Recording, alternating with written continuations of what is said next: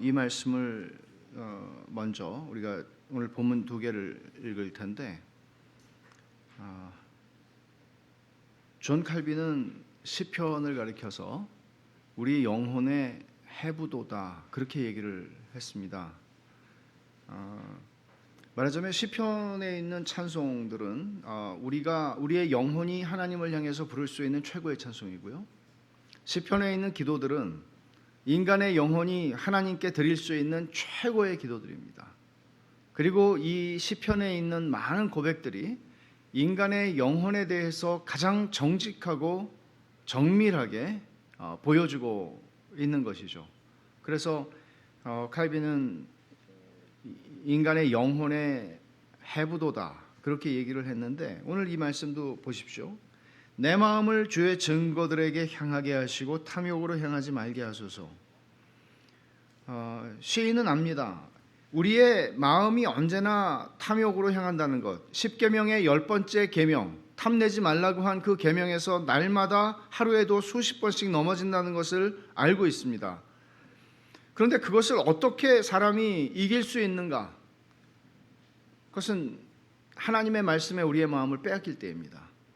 더 정확하게 얘기하면 하나님의 말씀에 설명되고 계시된 하나님의 아름다우심에 우리의 마음을 빼앗길 때입니다. 하나님에게 우리의 마음을 빼앗기지 않으면 우리의 마음이 허탄한 데를 향하지 않을 수 없다는 것을 시인은 너무나 잘 알고 있습니다.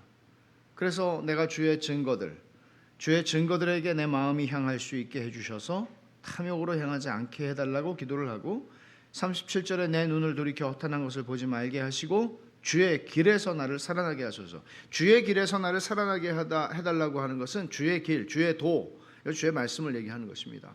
주의 말씀으로 내 영혼이 늘 살아나고 내 영혼이 주의 말씀을 향할 수 있게 해주십시오. 우리가 아침에 성경을 아침에 읽든 밤에 읽든 상관이 없지만 아침에 성경을 읽고 묵상하고 하는 것들은 단순히 우리가 그리스도인으로서의 최소한의 의무를 하기 위해서 오늘은 내가 의무를 했구나 그런 의미로 우리가 성경을 보는 것은 아닙니다.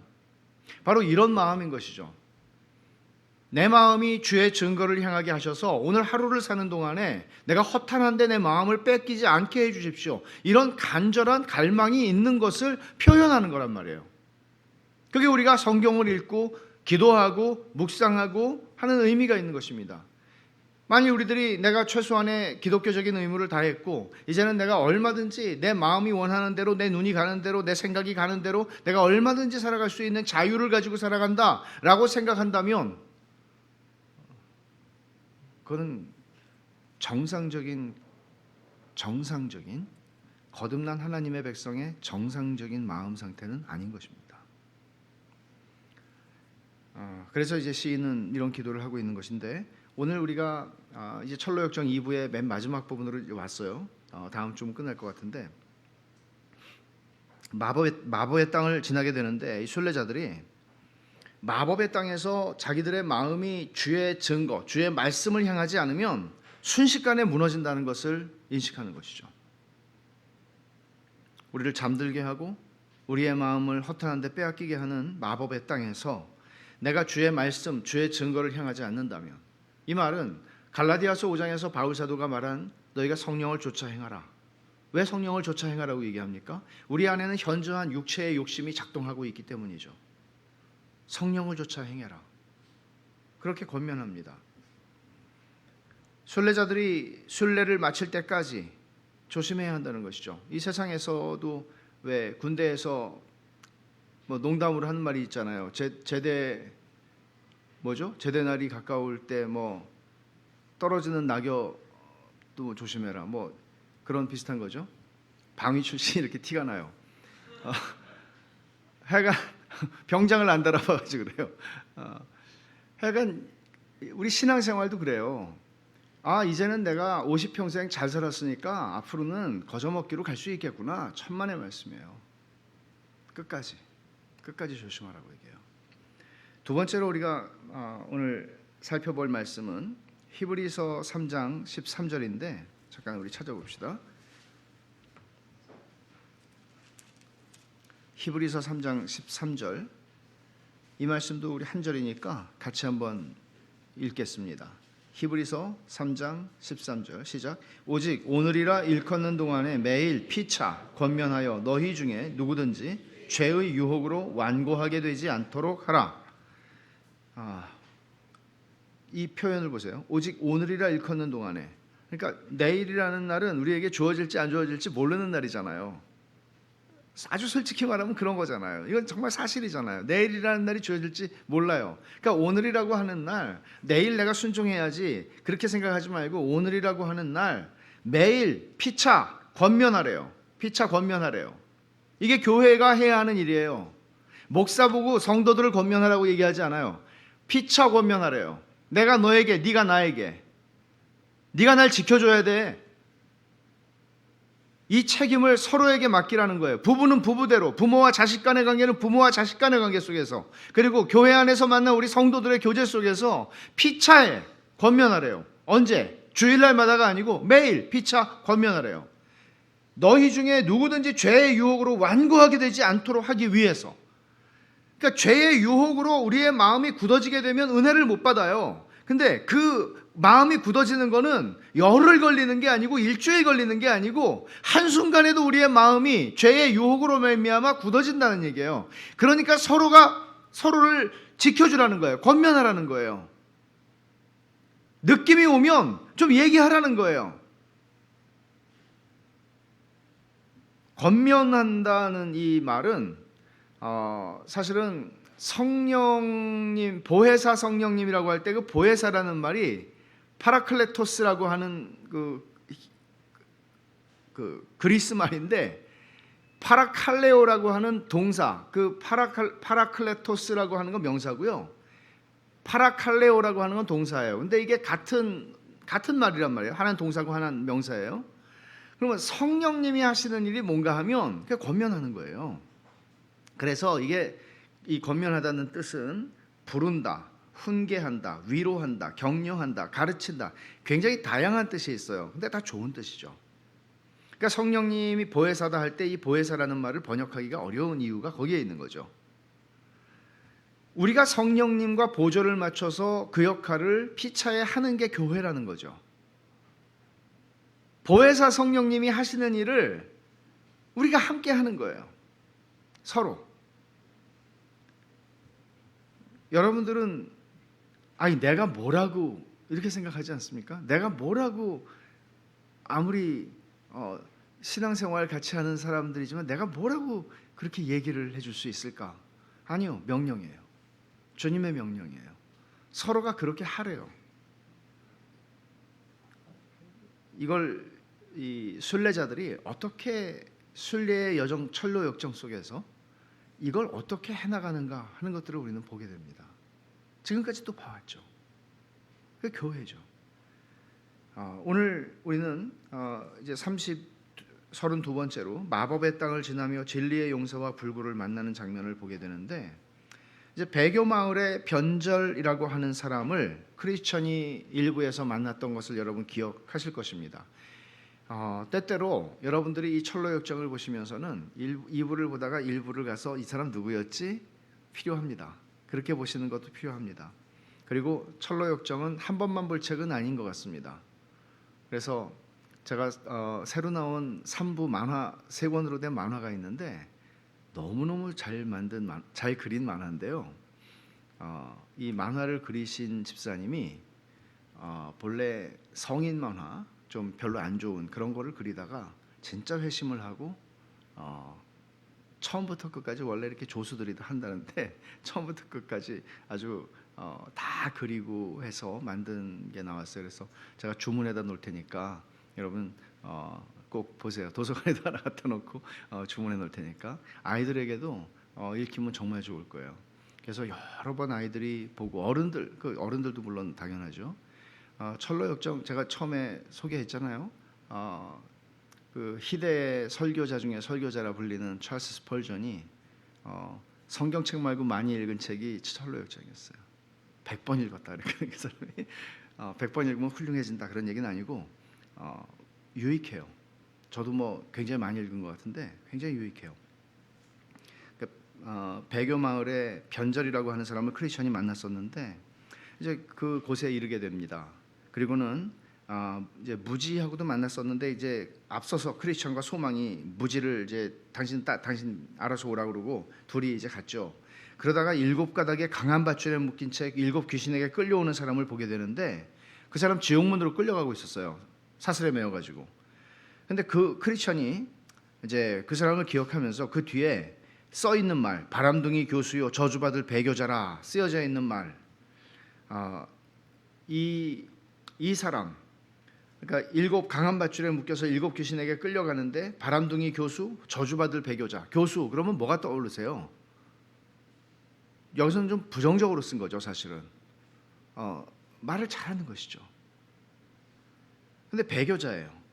그러니까 말하자면 번연은 그 시대에 너무나 번지르르하게 설교를 잘했고 너무나 많이 배웠고, 그러나 그것들을 가지고 참된 복음을 전한 것이 아니라 그들의 먹고 사는 하나의 직업으로 여겼고, 그리고 어떻게 해서든지 고생하지 않고 안락한 삶을 추구하는 삶의 그 도구로 자신들의 부르심을 여겼던 그런 사람들을 지금 묘사하고 있는 것입니다.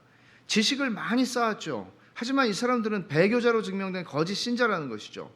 그러니까 이런 사람들이 많이 있다는 거예요. 목사들만 있는 것이 아니라 장로들도 있을 것이고 집사들도 있을 것이고 교회를 아주 오래된 사람들, 이 사람들은 대부분 신앙이 좋은 사람으로 무사람들에 의해서 칭송을 받을 가능성이 많은 사람들입니다.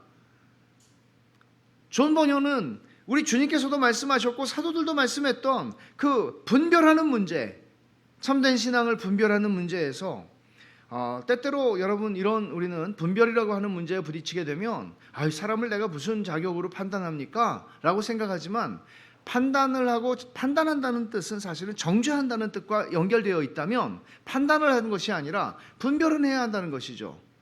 너희가 거짓 선지자들을 삼가라 주께서 말씀하시면서 산상보훈에서 뭐라고 그랬어요? 열매로 알지니, 열매로 분간할지니, 열매로 구별할지니 라는 얘기예요.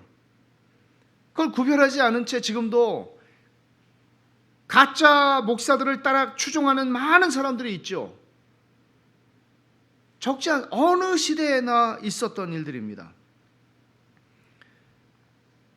그래서 선지자 예레미야를 통해서 하나님께서 말씀하시기를 거짓 선지자만 멸망하는 게 아니고 거짓 선지자를 추종하는 모든 사람들이 함께 멸망한다고 경고하신 것입니다.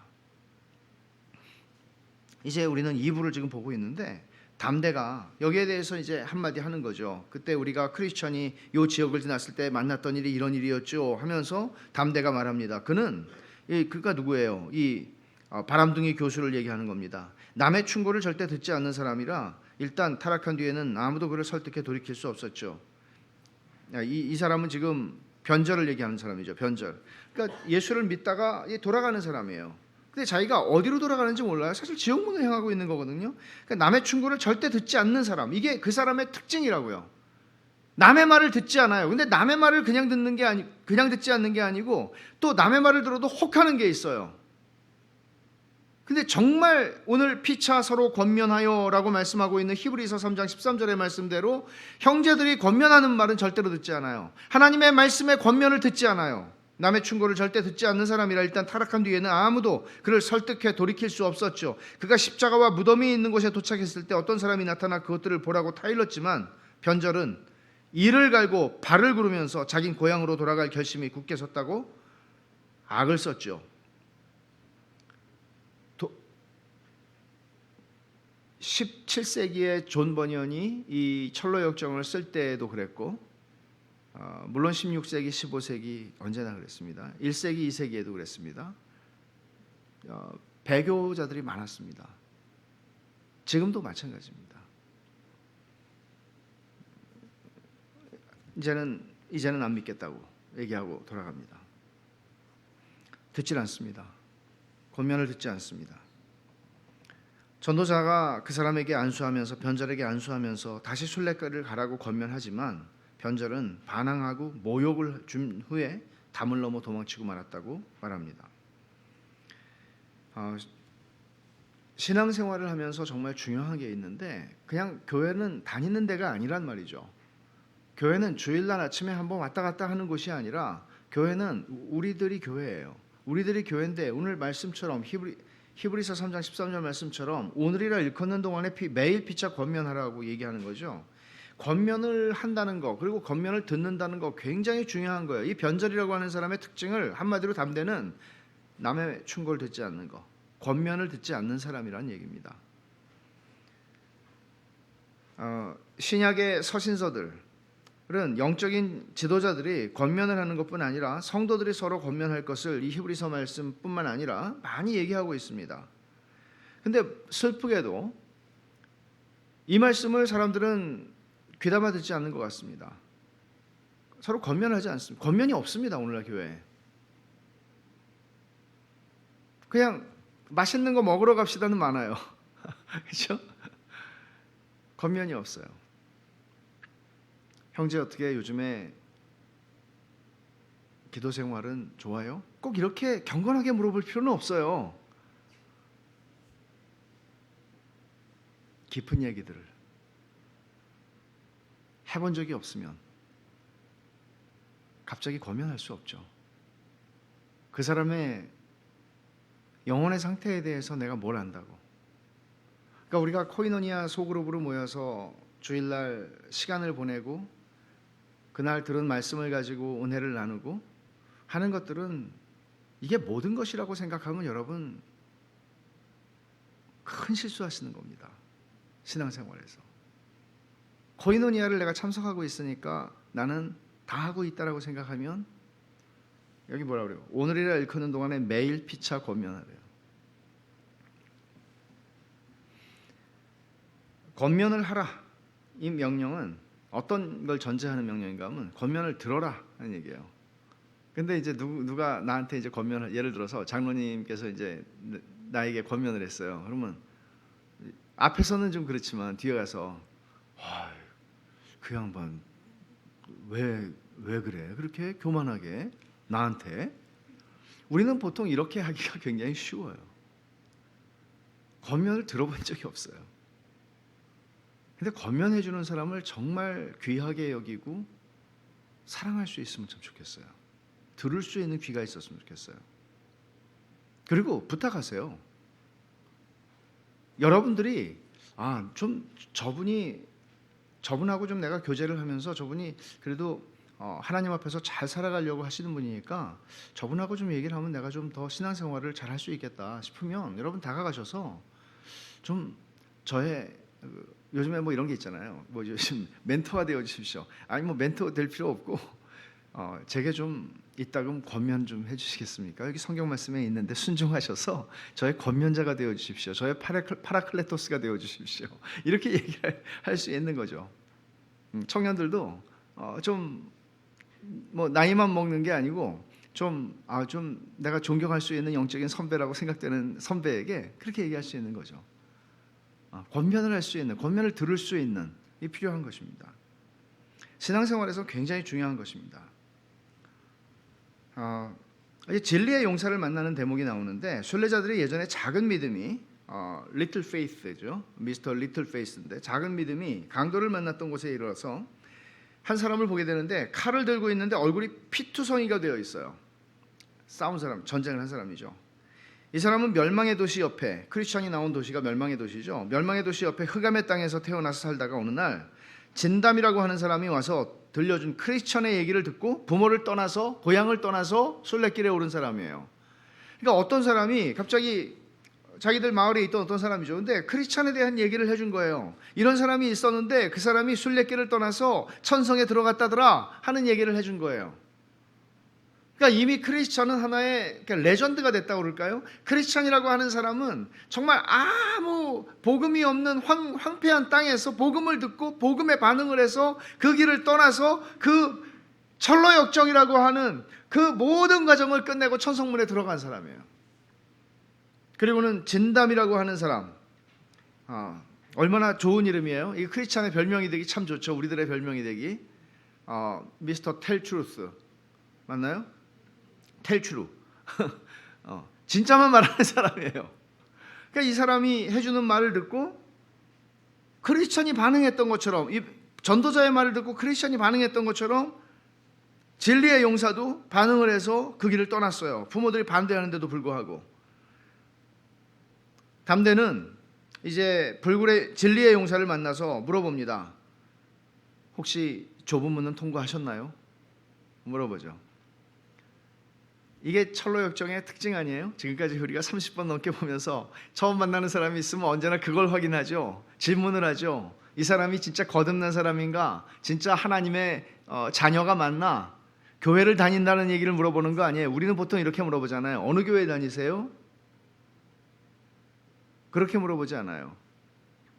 좁은 문을 지났는지, 십자가를 지났는지 그걸 물어봐요. 함께 순례길을 가기 전에 신자의 거듭남과 회심을 확인하는 것은 형식적인 절차가 아니에요. 절대로 중요한 거예요. 오늘날 교회는 등록카드에 이름만 쓰면 등록하는 교회들이 적지가 않아요. 그렇게 순례길에 같이 가는 건 아니에요. 그러면 교회가 시장이 돼요. 담대는 그가 좁은 문을 거쳐왔는지를 이제 확인을 하고 이제 그게 확인이 된 후에 같이 이제 그 길을 걸어갈 수 있게 되는 것이죠.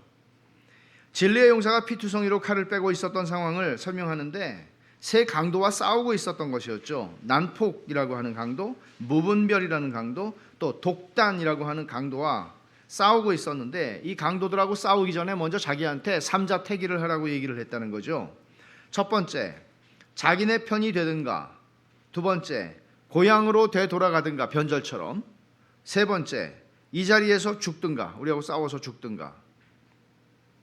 진리의 용사는 대답을 하는데, 첫째, 진리의 사람으로 내가 살아왔는데 지금 도둑놈들하고 운명을 함께 할 수 없다. 너네 편이 될 수 없다 얘기합니다. 두 번째, 고향으로 돌아가라는 말에서는 고향에서 편안함을 느꼈다면 고향을 버리지 않았을 텐데 그곳이 전혀 부적합하고 유익도 주지 못하는 줄 알고 떠났기 때문에 나는 다시는 거기로 돌아갈 수는 없다. 세 번째, 여기서 죽든가.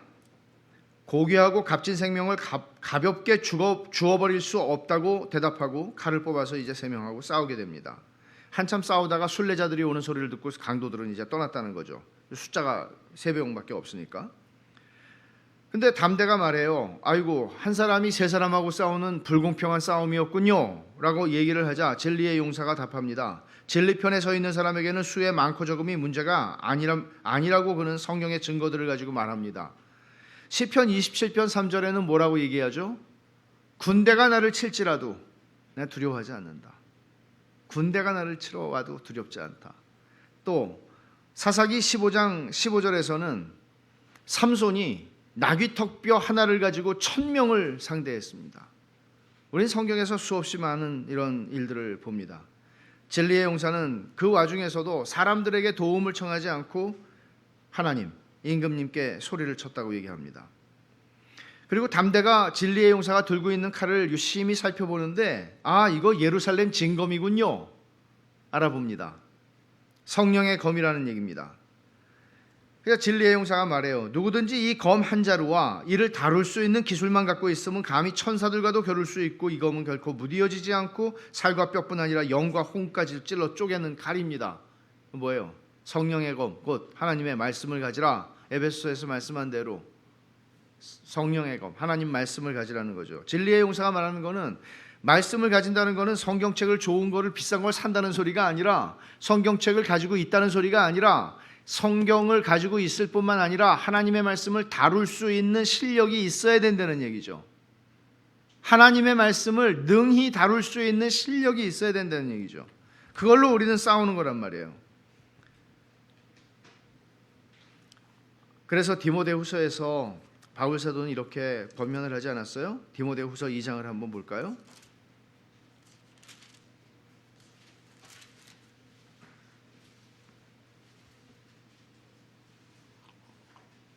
(15절입니다) 같이 한번 읽겠습니다. 너는 진리의 말씀을 옳게 분별하며 부끄러울 것이 없는 일꾼으로 인정된 자로 자신을 하나님 앞에 드리기를 힘쓰라. 진리의 말씀을 옳게 분별하는 것, 이 말씀이 무슨 말인지 뭔지 하나도 알지를 못하고 그냥 읽지요 하는 것 말고요. 그러니까 말씀 묵상집을 가지고 사용을 하셔도 되고 정말 너무 많은 도움을 주는 하나님 말씀을 이해할 수 있도록 너무 많죠. 여호수아를 읽으면서 요즘에 지도가 있어야 되겠다. 그래서 제가 지도를 주문해 놨으니까 주일날 사가세요. 지도가 되게 많아요, 종류가. 근데 좋은 지도가 있어서 주문을 해놨어요. 도움이 많이 되실 거예요. 그러니까 성경을 읽는데 성경 읽는데 무슨 지도까지 내가 무슨 뭐 목사가 될 거야, 그런 소리 하지 마세요. 하여간 우리 교회에서 읽으라고 그러는 책을 읽으시고 안 읽으시더라도 사놓고, 왜냐하면 이게 툴이에요. 여러분 음식을 하는 사람이 칼이 없으면 어떻게 하겠어요? 옛날에 어떤 분이 낚시를 해가지고 무슨 좋은 고기라고 한 마리를 갖다 주셨어요. 근데 회를 이걸 뜨면 된다나? 식칼을 들고 제가 이렇게 하는데 썰리지를 않아요. 그러니까 그게 도구가 있어야 돼요. 그게 도구들이에요. 그런 것들은 다 신앙생활을 할 수 있는 도구들이에요. 참 중요해요. 그러니까 세상에서 우리가 정말 엉뚱한 것에는 돈을 아끼지 않고 쓰는데, 정말 우리의 영혼을 부요하게 하는 일에는 얼마나 우리가 인색하거나 안 해본 것이기 때문에 하셔야 돼요. 그러니까 하나님의 말씀을 정말 옳게 분별하는 것, 이것을 위해서 정말 애쓰셔야 돼요. 시간도 쓰셔야 돼요. 그러지 않으면 세월이 흘러가도 10년, 20년, 30년이 흘러가도 교회에서 보낸 시간이 50년, 60년인데도 주께서 오라고 하시는 날이 가까워 와도 아무것도 없어요. 확신도 없고 아는 것도 없고 없어요. 인생에 대한 미련밖에는 남질 않아요. 잘못 산 인생입니다. 그런 인생이 되지 않기를 바라고, 제가 말씀드리잖아요. 장례 준비하는 목회한다고. 여러분 장례자가 다 치러드릴 거예요. 근데 제가 오래 살으려고 지금 좀 생각하고 있는데 주께서 허락하시면, 그래서 우리 청년들까지도 내가 다 보내주고. 근데 정직하게 한다니까요. 이 사람처럼 살면 여러분 큰일 납니다. 이 사람 지금 죽어서 말 못하지만 이 사람처럼 살지 마세요. 잘 사세요. 순종 하나도 안 하고 살았어요. 이 사람은 이렇게 할 거니까 여러분 잘하세요. 싸움의 태도가 중요한데, 그렇게 오래 싸우고도 피곤해하지 않는 거예요. 이 담대가 지쳐가지고 막 불평하고 하나님한테 아니 내가 이렇게 싸우는데 하나님 도와주세요 이런 말 하지 않고, 피투성이가 됐는데도 지쳐 보이는, 피곤해 보이지 않아요. 그러자 그거 말합니다. 나는 칼이 내 손에 붙을 정도로 싸웠다. 이게 사무엘상 23장에 있는 말씀이에요. 내 칼이 손에 붙을 정도로 싸웠다. 마치 칼이 팔에서 돋아난 몸의 일부처럼 느껴지고 피가 손가락을 통해서 거기까지 흐르는 것 같아서 피곤함을 모르고 싸웠다는 말이죠. 이게 하나님의 말씀이 나하고 같이 있긴 한데 내가 애써서 붙잡아야 되는 말씀이 아니고, 하나님의 말씀이 내 피 속에 흘러가고 있고 내 뇌 속에, 내 의식, 무의식 속에 하나님 말씀이 흘러가고 있고 충만해지도록, 내 말이 너희 안에 거하면 너희가 내 제자가 되고, 내 말이 너희 안에 거하는 거예요. 하나님의 말씀이 따로 놀지 않게. 그래서 담대는 진리의 용사가 죄와 싸우되 피 흘리기까지 싸웠음에도 불구하고 피곤한 기색을 못 봤던 것이죠. 정말 하나님의 말씀을 사랑하셔야 돼요. 신앙생활하면서 여러분들이 형제를 어떻게 권면해요? 하나님의 말씀으로 권면하는 거예요. 내 경험으로, 내가 살아온 내 무슨 연륜 이런 거 가지고 하는 게 아니고, 하나님의 말씀이 내 속에 많이 충만하게 있지 않으면 권면할 수가 없어요. 제대로.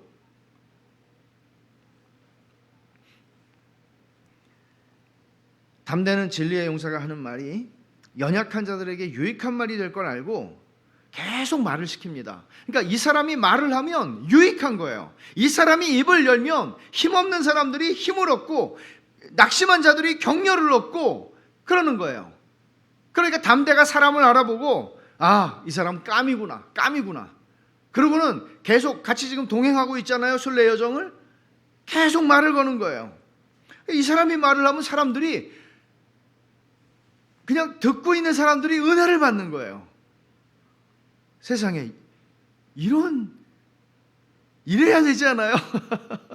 이래야 되지 않아요?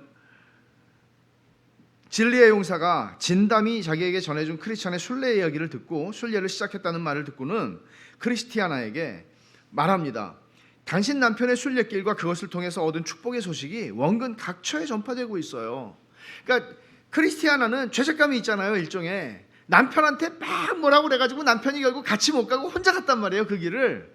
근데 이제 크리스티아나는 은혜를 받고 알았어요. 그 길을 따라가요. 남편이 간 길을. 근데 가만히 보니 남편은 자기 집안만 구원한 게 아니라 남편의 삶의 자취와 흔적이 많은 사람들에게 알려지고 그들이 그 삶을 보고 은혜를 받았다는 얘기죠. 기가 막힌 삶이죠. 이런 인생이 있어요. 정말 기가 막힌 인생이에요. 돌아가셨는데 그분을 생각하면 힘이 나요. 그래서 우리는 신앙 위인들의 전기를 읽을 필요가 있는 거죠. 신앙 위인들의 전기를 읽으면 이분도 이런 때가 있었구나. 근데 어떻게 이거를 지날 수 있었을까? 그러면서 우리는 그들의 삶을 생각하면서 은혜를 받죠. 특별히 신앙 전기뿐만 아니라 성경이 우리에게 좀 디테일하게 묘사하고 있는 인물들이 있어요. 예를 들어 아브라함, 야곱, 요셉, 모세, 다윗 이런 사람들이죠. 그런 사람들의 삶을 우리는 성경을 읽으면서 배웁니다. 이건 영감된 하나님의 말씀으로 우리에게 소개된 인물들입니다. 놀랍게 힘을 얻죠. 큰 힘을 얻습니다. 정말 자살을 앞두고 그 말씀을 읽고 들은 사람이 새로운 인생을 살게 돼요. 그런 일들이 일어납니다. 크리스천의 삶이 그런 삶이었던 거죠. 그러니까 그냥 나 혼자 사는 삶이다 그렇게 생각할 필요 없어요. 히브리서 11장에 믿음으로 살아갔던 삶의 영웅들을 쭉 소개하는 것도 바로 그런 의미에서예요. 이 사람들을 보면 정말 그런 고난 속에서 어떻게 믿음을 지켰을까? 정말 믿음으로 살아야 되는구나. 여러분 우리 가운데에서 누군가가 순서가 우리는 모르지만 다 주님 앞에 가게 될 거예요. 그렇죠? 그러면 우리는 그 한 분 한 분들을 생각하면서 은혜를 받을 수 있으면 얼마나 좋겠어요. 그들의 삶이 우리에게 알려져 있는 것만큼 그분들을 생각하면서 그분들이 바로 우리들이에요. 저 죽은 다음에 누군가가 저의 삶을 그렇게 살았어?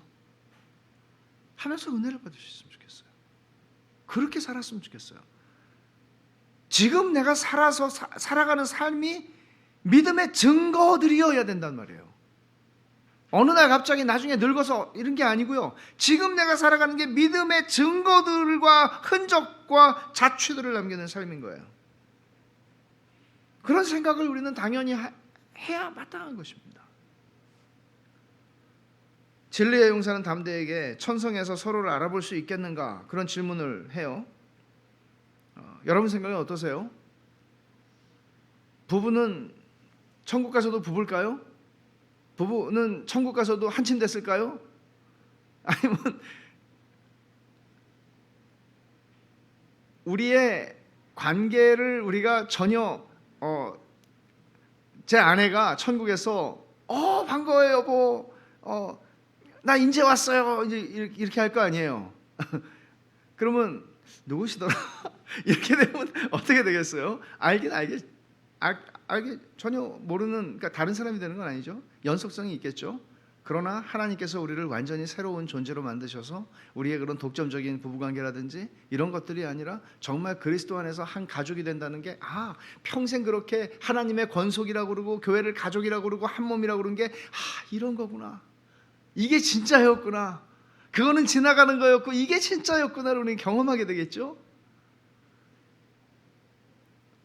예수를 믿으려면 이런 상상력이 필요합니다. 상상력이 필요해요. 그래서 함부로 대할 수 없는 것이죠.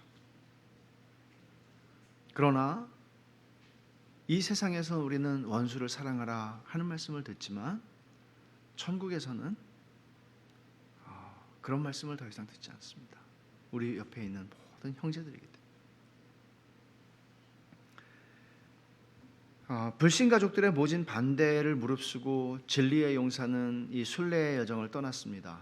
우리 중에서도 가족들이 반대하고 혹은 부모들이 믿지 않아서 반대까지는 아닐지라도 외롭게 신앙생활하는 사람들이 있습니다.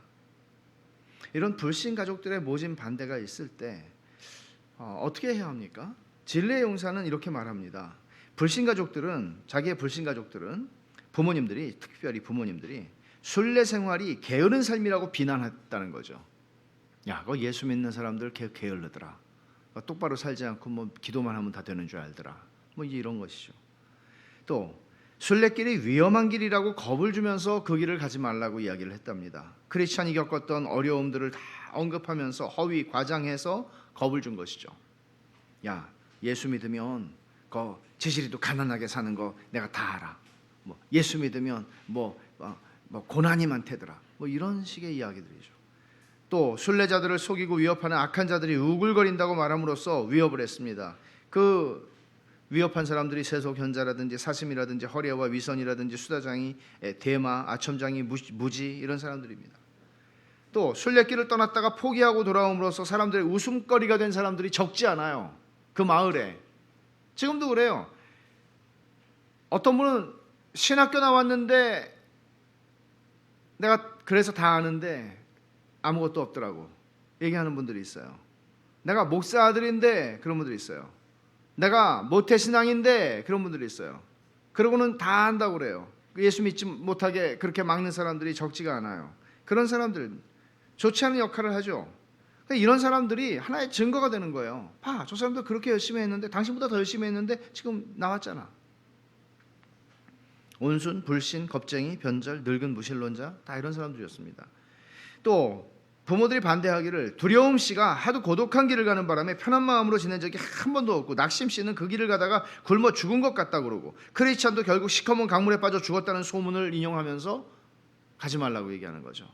그러니까 심리적으로, 체질적으로, 기질적으로 약한 사람들이 있어요. 여기 두려움 씨라든지 낙심이라는 사람들은 그런 사람들이에요. 근데 그 사람들이 예수 믿어도 계속 좀 힘든 것 같더라. 이런 얘기를 하면서 반대를 하는 거죠. 진리의 용사는 이런 부모님의 모든 반대와 설득에도 불구하고 기가 꺾이지 않고 순례길을 떠났는데 그 이유는 뭔가 하면 근거는 진담의 말을 믿었기 때문입니다. 하나님의 말씀을 믿었기 때문입니다. 크리스천이 순례길을 떠나게 된 것은 복음 전도자가 와서 자기에게 전해준 이야기를 듣고 떠난 것이죠. 그 말이 하나님의 말씀이고 진리인 것을 알았기 때문에 그 말씀을 믿고 떠난 것이죠. 모든 하나님의 백성들은 그렇게 떠나는 사람들입니다. 마법의 땅에 들어섭니다. 마법의 땅에 흐르는 공기는 사람들을 잠자게 하는 공기였습니다. 마법에 걸린 정자가 하나가 있는데 고기를 제외하고 전 지역이 가시나무 찔레로 덮여 있고 이거는 죄악된 세상을 암시하는 것이죠. 사람이 정자에 올라가서 앉거나 잠이 드는 순간 끝난다. 이게 마법의 땅입니다. 어떤 면에서 철로 역정에 쓴 존 버녀는 우리가 그리스도인으로 살아가는 이 땅이 다 마법의 땅이라는 거죠. 우리는 허영의 시장을 지났죠. 허영의 시장은 고기만 허영의 시장이고 또 다른 도시가 있는 게 아니고 우리 인생이 전부 허영의 시장인 거예요. 그와 마찬가지로 마법의 땅이라고 지금 표현을 하고 있는 것입니다. 순례자들이 마법의 땅에서 졸지 않기 위해서 일렬로 서서 수풀을 지나는데 마치 그 왜 등반대들이 왜 그 높은 고지로 올라갈 때 이렇게 줄을 쫙 메고 이렇게 일렬로 가잖아요. 그런 것처럼 일렬로 가면서 담대가 앞장을 서고 진리의 용사가 후미를 지켰습니다. 이제 드디어 담대와 같이 정말 힘있게 성도들을 격려할 수 있는 사람이 생긴 거죠.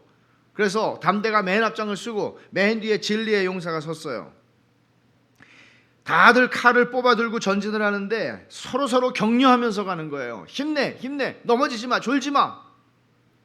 심약 씨는 담대를 바짝 쫓았어요. 약한 사람은 이제 담대 딱 옆에 붙어 있는 거예요. 그리고 낙심 씨는 진리의 용사 바로 앞에 섰어요. 그러니까 약한 사람들을 다 그렇게 잘 배치를 하는 거예요. 자욱한 안개와 어둠이 그들을 덮었고 길에는 쉴만한 음식점이나 여관이 하나도 없었다고 얘기하죠. 덤불에 걸려서 넘어지고 진흙에 빠져서 꼼짝 못하는 일을 반복하고 계속하면서 그들은 앞으로 전진합니다. 어떻게 해요? 그 저쪽 멀리 산에서 막 굴러다니는 사람처럼 내가 기어가든 굴러가든 나는 이 길을 간다. 그죠? 서로 권면하면서 자지마, 졸지마, 깨어 있어야 돼. 기도해야 돼. 하나님의 말씀을 붙잡아야 돼.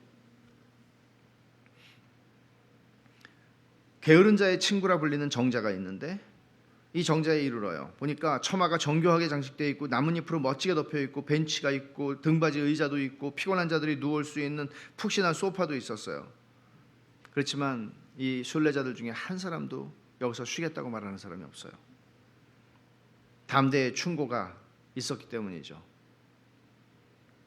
하나님의 말씀이 성령님과 목회자를 통해서 주어지는 것에 늘 주의를 기울이는 게 얼마나 중요한지. 근데 오늘 말씀에 의하면 성도들의 서로 권면이 얼마나 중요한지. 드디어 이제 날이 어두워지고 그들이 길을 잃기 쉬운 곳에 이르게 되자 담대가 천성으로 가는 모든 길이 표시된 지도를 꺼내서 길을 찾습니다. 내비게이션이죠. 하나님의 말씀이야말로 순례길을 행하는 모든 신앙인들의 안내서입니다. 여러분들이 길이 막혀서 깜깜해서 도저히 어디로 가야 될지 모를 때 하나님의 말씀이 우리를 인도하는 겁니다. 그러려면 하나님의 말씀이 뭐 이렇게 오늘 내가 어디로 가야 되지?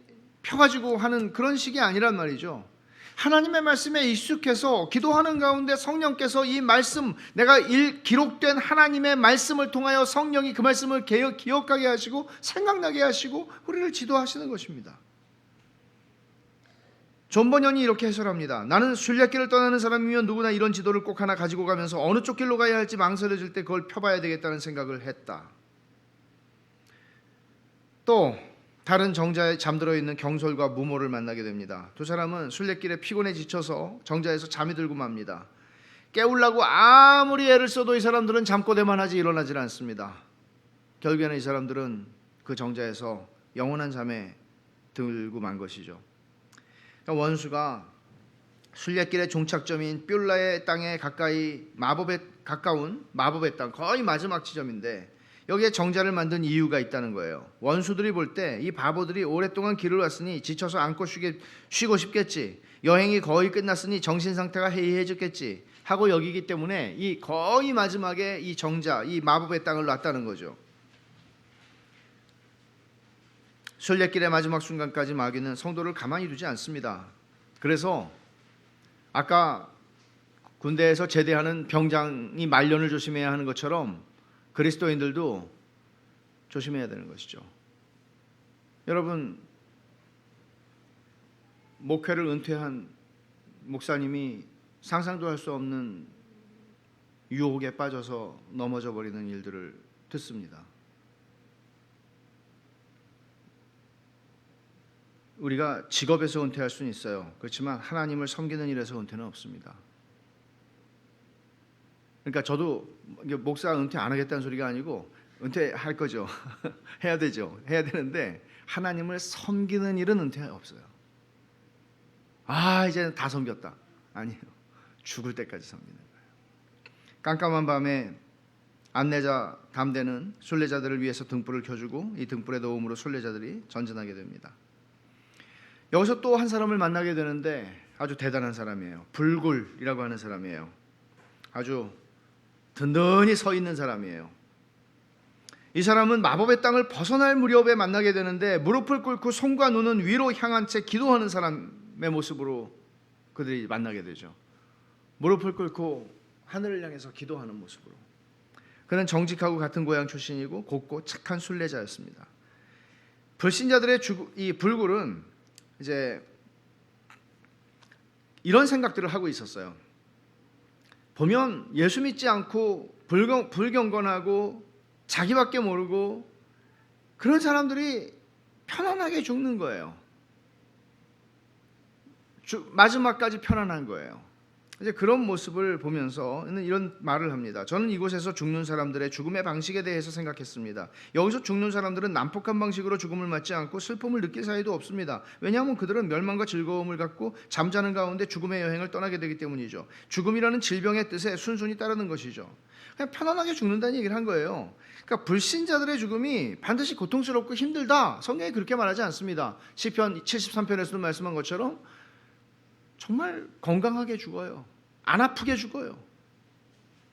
근데 우리가 사도신경에서도 고백한 대로 하나님의 최후 심판 때 하나님이 다 심판하세요.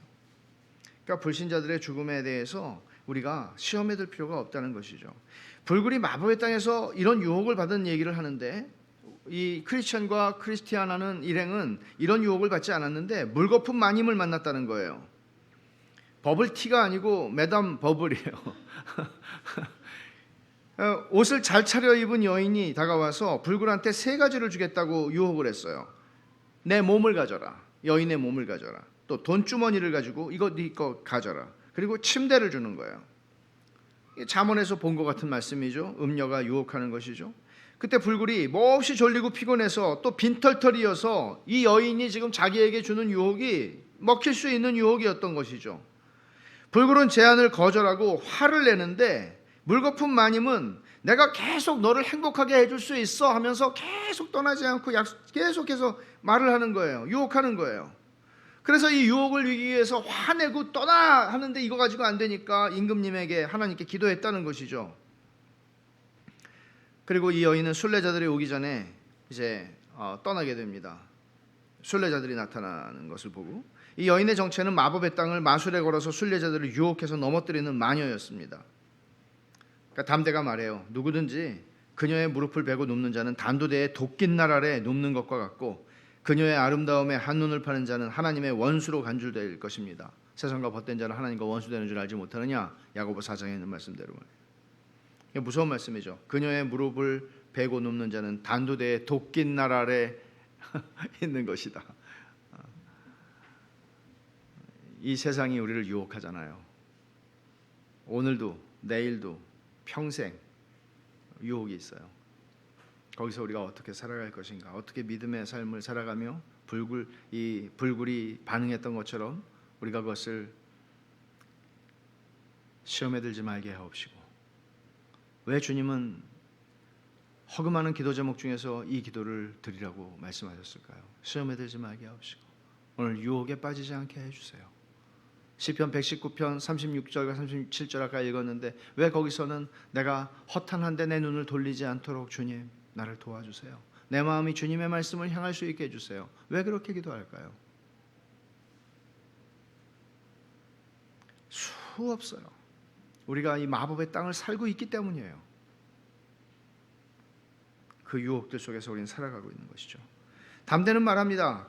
그 매던 버블에 대해서, 그녀는 한담하고 다니기를 좋아해서 그녀와 그 딸들은 항상 순례자들의 뒤를 바짝 따르면서 이 세상 생활이 그 어떤 것보다 훌륭하고 좋다고 선전해대죠. 그녀가 여신이라는 소문을 퍼뜨려서 그녀를 숭배하는 사람들도 몇 명 있었죠. 그녀는 자기 권유를 쫓기만 하면 왕국과 면류관을 주겠다고 약속하지만 많은 사람들을 교수대로 보내고 그 수요의 10,000배도 더 내는 사람들을 지옥으로 보내죠.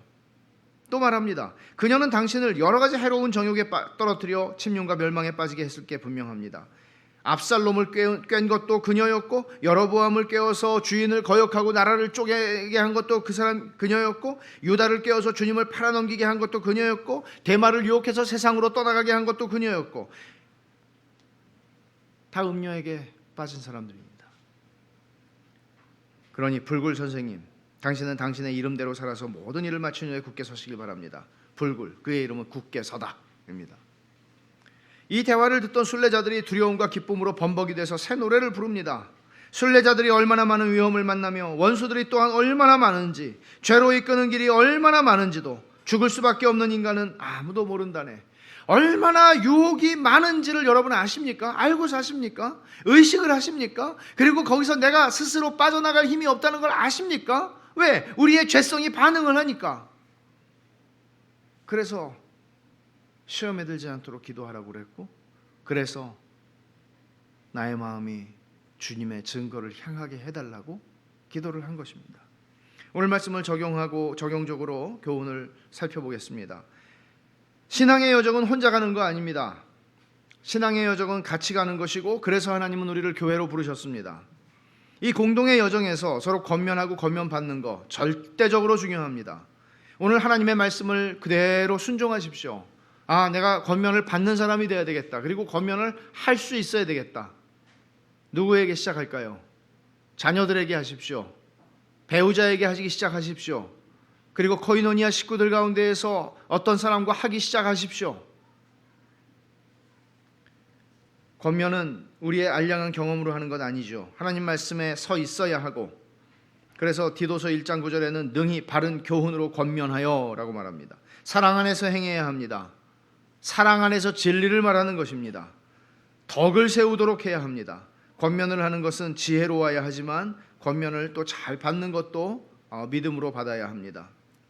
그 말이 마음에 들든지 듣지 않든지, 그리고 서투르게 권면하는 것을 받으려면 믿음이 필요해요. 저 되지도 않는 소리를 저렇게 또 나대는구나 저 사람이, 이런 생각이 들어요. 저 사람하고 내가 앞으로 좀 멀리 떨어지자, 이런 생각이 들어요. 그 사람도 사랑할 수 있고, 어떻게 해서든지 들은 말씀 가지고 순종하려고 하는구나. 그 사람 사랑할 수 있어야 돼요. 지혜롭게 권면을 들을 줄 알아야 돼요. 칼을 칼집에 꽂지 마세요. 은퇴 없어요. 은퇴 없어요. 진리의 용사가 싸운 싸움은 우리 신앙생활 여정에서 끝까지 가는 거예요. 내 손에 든 검을 꽂지 말아라. 찬송가 기억하시죠? 성령의 검, 하나님의 말씀을 다룰 수 있는 익숙한 성경의 사람이 되십시오. 죄와 싸우되 피 흘리기까지 싸우십시오. 또 불신 가족과 친구들의 방해가 적지 않습니다. 어떤 분들에게 여기에 진리를 믿고 순종하는 것 말고는 방책이 없습니다. 그러나 지혜로워야 하죠. 그러나 단호해야 합니다. 이런저런 소리에 귀 기울이지 말고 하나님과 그 말씀에 순종하라는 거예요. 크리스찬이 보여준 게 뭐죠? 내가 크리스티아나 당신이 양해할 때까지, 당신이 이해해 줄 때까지는, 내 아이들이 나를 받아줄 때까지는 내가 이 길을 떠나지 않겠소. 나중에 우리 다 같이 교회 나갑시다. 그렇게 하지 않습니다. 그 먼저 갑니다. 마법의 땅, 뭘 얘기합니까? 끝까지 조심하라는 겁니다. 마지막 순간까지 마귀는, 원수는 우리를 위협하고 유혹합니다. 끝까지 경계를 놓치지 마십시오. 끝까지. 오늘 하나님의 말씀을 우리는 이렇게 받습니다. 그리고 곰곰이 생각하며 여러분들이 이 말씀을 가지고 여러분들의 기도의 소재로 삼고 하나님에게 나아가실 수 있기를 바랍니다. 기도하겠습니다. 하나님 아버지, 감사합니다. 오늘 주신 말씀을 저희의 마음에 새기며 이 말씀으로 하나님께 나아가 은혜를 구하게 하옵소서. 하나님 아버지, 한시라도 주의 은혜와 도우심이 없으면 넘어질 수밖에 없는 저희들입니다. 도와주셔서, 그리고 우리에게 주신 말씀을 통하여, 또 우리에게 주신 형제자매들을 통하여 서로 권면하며 권면을 받으며 이 길을 끝까지 성령의 검, 하나님의 말씀을 칼집에 꽂지 않고 그 말씀을 잘 다룰 수 있는 하나님의 말씀에 익숙한 사람이 되어가며 이 싸움을 끝까지 싸우고 승리하는 저희들 다 되게 하여 주시옵소서. 예수님의 이름으로 기도하옵나이다. 아멘.